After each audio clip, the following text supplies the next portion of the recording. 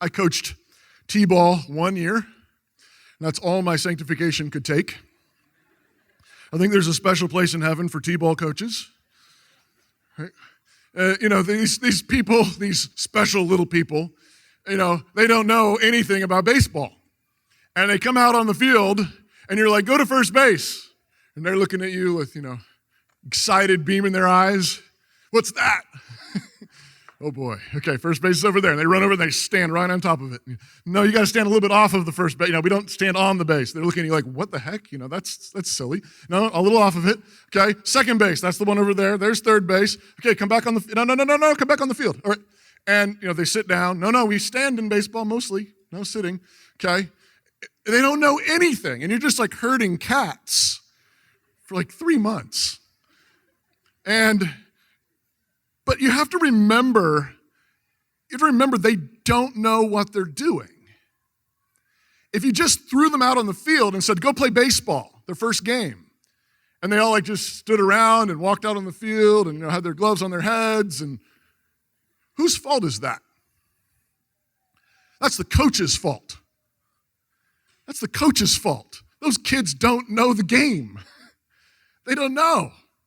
And so much of parenting in these elementary early years is they don't know. We still ask the question, why did you think that was a good idea? I don't know. But you just have to remember, they just got here, and they don't know how to play the game. They don't know anything. Good coaches have to explain and practice. Explain and practice. Explain and practice. Drill, drill, drill, drill, over and over and over. And this means that parents must prepare their children for the challenges they will face, like getting ready for a game. Many parents, fathers in particular, provoke their children to wrath by not preparing them for what they will face. There's a warning for all parents, but it's particularly for fathers.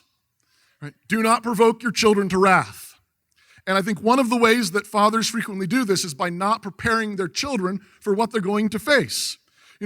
What could go wrong at a birthday party with a bunch of elementary kids? Have you not been to elementary birthday parties? They get exciting sometimes, right? So you're going to get some presents, son, and some of them you're going to like, and some of them you're not going to like. What are you going to do about that? Tell them? No, don't tell them. Okay? No, you're going to say thank you for all of them. Okay, all right, okay. So let's practice. Here's a rock. Thank you. Maybe not quite so excited, but yeah. Okay, run the drill, run the practice. What happens if they get, this is my fourth one? Well, maybe don't say that. Thank you, thank you, thank you. Okay, now you've got your best gift. Maybe your best friend's going to steal it. What do? Hit him? No, don't hit him, okay? You have to go ask for it back. So I'm going to take your rock. Now you come and ask me for it back. Can I please have it back? No. Now what do? Hit him? No. You still don't get to hit him. What do you do then? Go ask mom or dad. Okay, all right, go practice. Mom, that boy over there won't give me my toy back. Run the play. Run it. Right? Is this a play that any of our kids will have to run? Yes. Right? Practice, practice, practice. Or how about church? This is a thing we do every week, and we love having our kids here with us, right? We love it.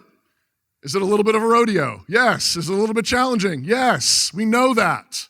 But you know what? One of the things you can do to help is practice. If Sunday morning is the only time they have to sit still while that guy up front goes, wow, wow, wow, well, that's a little bit weird, right? You never make them sit down and sit still and sing a song and stand up and kneel down and say amen or raise their hands except for Sunday morning. I mean, they'll eventually get it. But that's challenging. When our kids were little, we would literally practice church. We'd sometimes set up 3 or 4 chairs in a row, and I'd read a little Bible. Mom would read some Bible sometimes to them if I wasn't there. We'd sing some songs together. We'd practice some of the songs that we sing every week, the Lord's Prayer, the doxology, some of the service music, the creed maybe. At least even if it was, you can do that in 6 minutes. I'm not talking about having a church service. Give me a break, right? Some of you are like, really? Every day? No.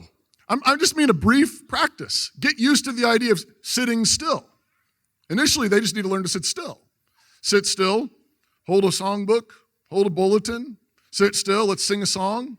Maybe stand up, sing a song.